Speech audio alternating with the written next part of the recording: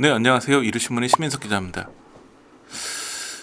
봉건주의 시대가 끝나고 민주주의 시대가 열리면서 뭐가 사라졌을까요? 계급이 사라졌죠. 물론 지금은 그 경제적인 능력에 따른 빈익빈 부익부가 심각하긴 하지만, 그렇지만 또 계급이 다 사라진 것도 아니에요.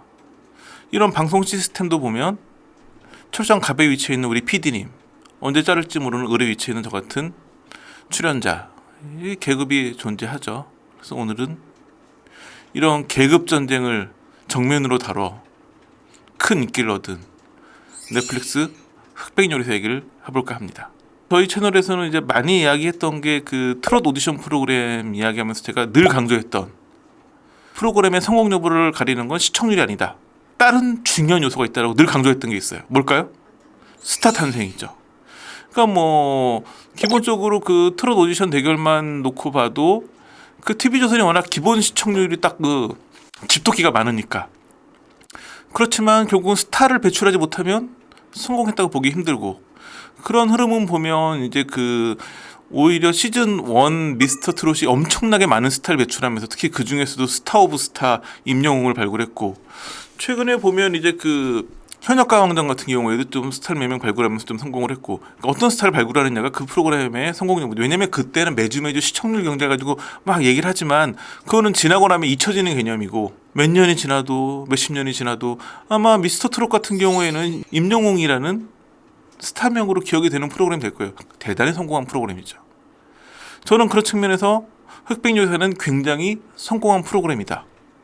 저는 첫 회 이렇게 보면서 안성수 셰프는 확실한 스타인데 라는 생각을 했어요. 물론 알만한 사람은 다 알고 있는 스타이긴 했었죠.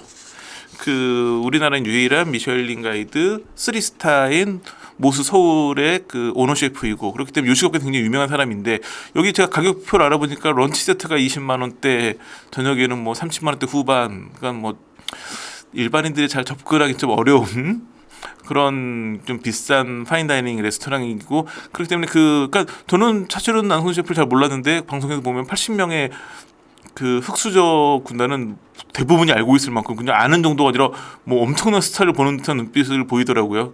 뭐 요식업계라든지 그런 파인다이닝을 즐기는 분들은 많이 알고 있었겠지만, 일반 대중은 잘 몰랐던 안성재 셰프가 이번에 완벽히 뭐 스타를 몰랐죠. 특히 그 80명의 흑수저 셰프들을 심사하는 과정에선 그 아성의 백종원이 존재감이 좀 지워질 만큼 안성재 셰프가 굉장히 도드라졌는데, 물론 보면 이제 그 끝까지 쭉 보면 백종원의 그 저력은 꾸준히 나오고, 안성재 셰프도 그 초반에 그 흑수저 80명을 심사할 때와는 약간 달라진 결을 보여주면서 역시 백종원이다 이런 느낌이 들기도 했지만, 제가 보기에는 백종원과 어깨를 나란히 할 만큼의 어떤 셰프 출신 방송인이 등장했다는 건 굉장하겠죠. 물론 안성재 셰프가 향후 또 방송 활동을 할지 여부는 잘 모르겠으나 그건 본인의 선택이고, 하지만 지금 섭외하려고 하는 방송사는 엄청나게 많을 거예요.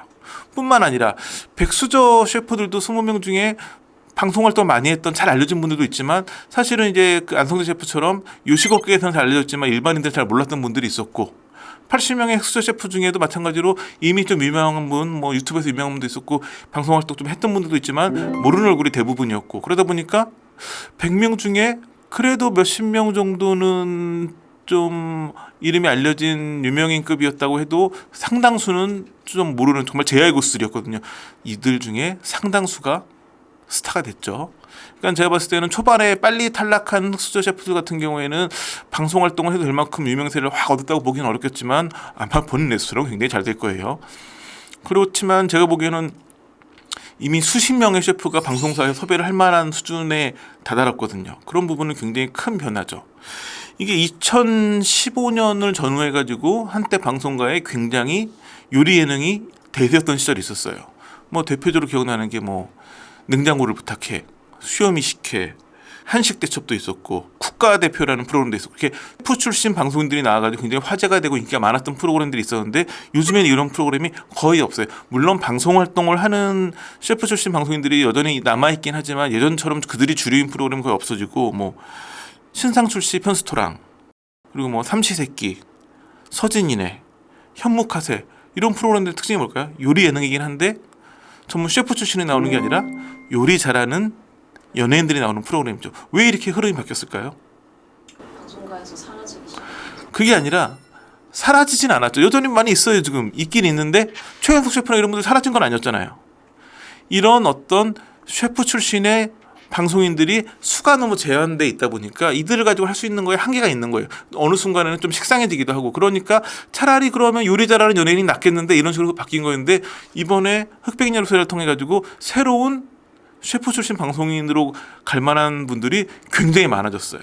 이들을 활용하면 예전처럼 다시 셰프 출신 방송인의 요리 예능이 굉장히 많아질 수 있는 거죠. 제가 보기에는 뭐 우선 당장 흑백요리사도 시즌2를 만들겠다고 했지만 이와 유사한 요리 예능이 꽤 방송국에서 많아질 가능성, 그러니까 2015년 전후에 그때만큼 전성기를 누릴지 모르겠지만 제가 보기에는 스타가 많아졌기 때문에 충분히 잘 기획하면 굉장히 인기 예능이 몇 개 생길 수도 있는 상황인 거죠. 이거 이렇기 때문에 지금 단순히 넷플릭스에서 서비스한 한 편의 요리 예능이 아니라 이게 방송가 전체 요리 예능 돌풍을 재점할 수 있는 분명 분기점이 됐다라고 보여져요. 두 번째, 오징어 게임이 큰 인기를 끌면서 특히나 국내뿐만 아니라 글로벌 인기를 끌면서 이게 굉장한 효과를 많이 냈었죠.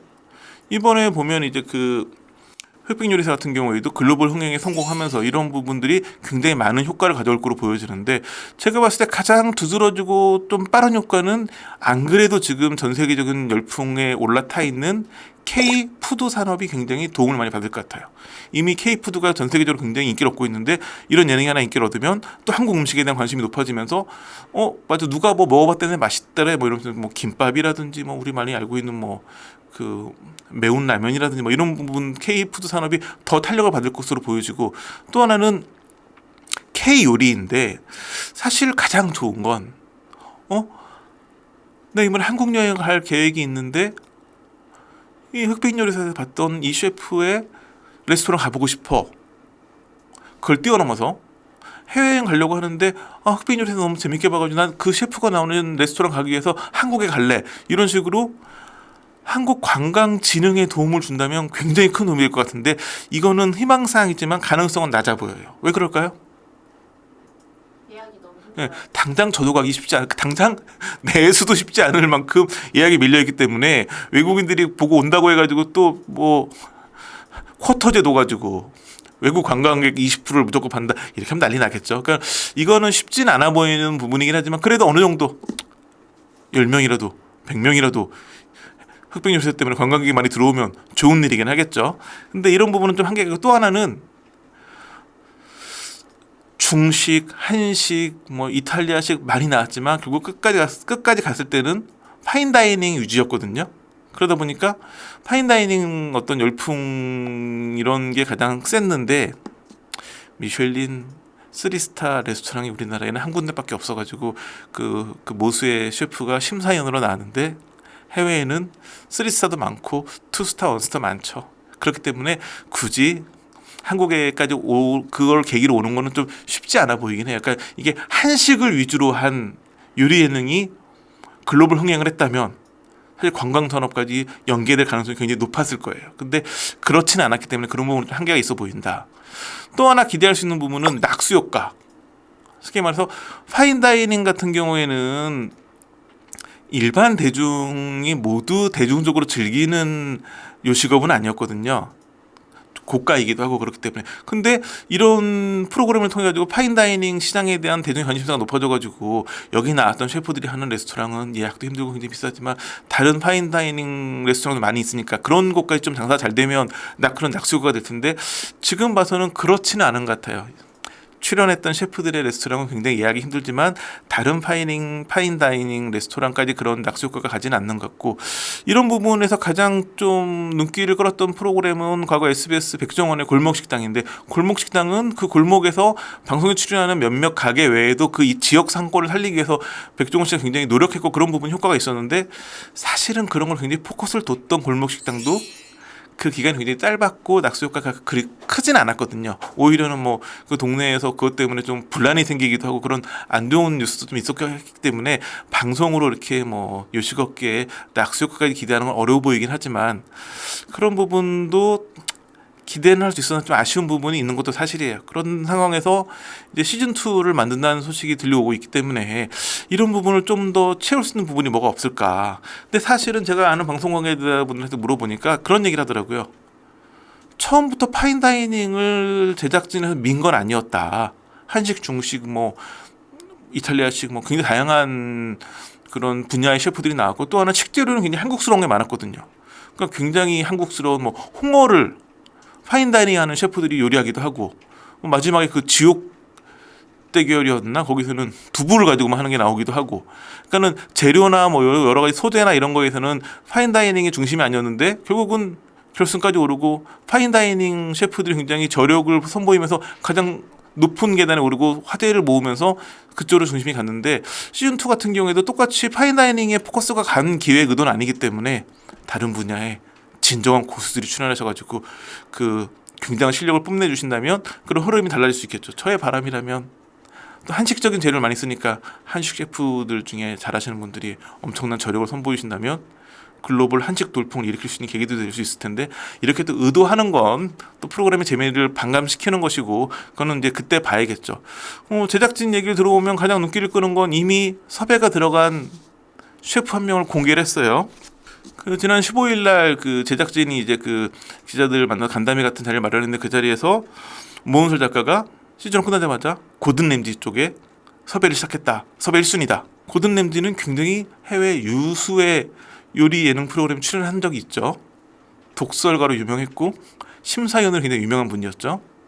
근데 만약에 고든 램지가 백수저 셰프로 출연해가지고 직접 요리를 한다면 어떨까?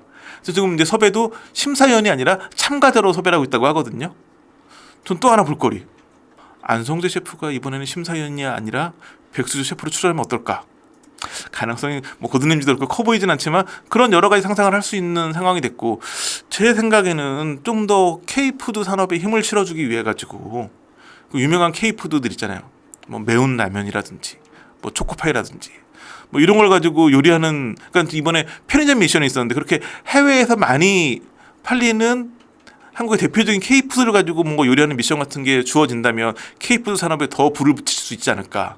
또 하나 저는 요즘 한참 붐이고 있는 김밥 관련된 미션 같은 것도 추가하면, 저는 이렇게 저처럼 이런 얄팍한 생각으로 프로그램을 만들면 안 되겠지만, 뭐 저는 이제 프로그램의 성공에 대한 효과 이런 거를 분석하고 평가하는 기자 입장에서는 프로그램 잘 돼서 글로벌 인기가 문화 강국의 힘이 산업 전반에 우리가 먹고 사는 데 도움이 됐으면 이런 바람인데, 이거는 저 얄팍한 생각이고, 뭐 제작진이 충분히 뭐 고민해서 시즌2를 만들 것 같고, 제 생각에 정말로 만약에 다른 방송사에서 이런 요리 예능을 많이 하고 이번에 배출된 스타들이 또 그런 예능에 출연해가지고 뭐 넷플릭스 오리지널이 아니더라도 넷플릭스나 이런 또 뭐 디즈니 플러스도 있고 글로벌 OTT 통해 가지고 서비스 되면 그런 부분도 또 큰 인기를 얻을 수 있으니까, 이왕 이렇게 된 거 K 요리, K 푸드, 한국 관광 다 이런 좋은 효과를 받았으면 하는 바람입니다. 자, 오늘 준비한 소식은 여기까지입니다. 감사합니다.